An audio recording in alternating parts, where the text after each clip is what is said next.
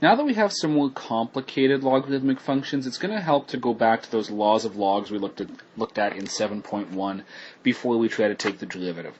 To find the derivative of a otherwise, to find u prime, we'd have to use the product rule, or we'd have to FOIL out those two brackets. Either of which is a time-consuming process, and it's not necessary. So what we can do, because we have two logarithms that are two brackets that are being multiplied inside a logarithm, we can split those into two separate logs that are being added.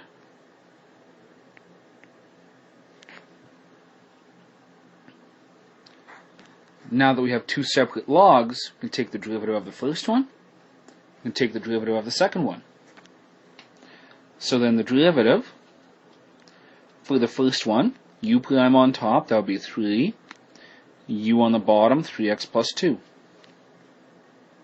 Second one, u prime is 2, and 2x plus 1 on the bottom. Now, with these kinds of questions, it's customary to leave them as is. We don't have any need to find a common denominator and reduce this into one fraction. Leaving it as two fractions is perfectly acceptable. Question B. Now when we split this, instead of having two logs that are added because they were divided before, we'll have two logs that are subtracted.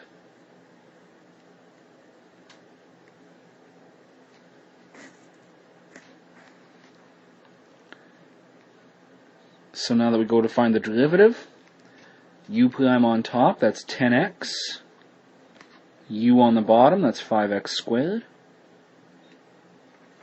Repeat, u prime on top, and u on the bottom.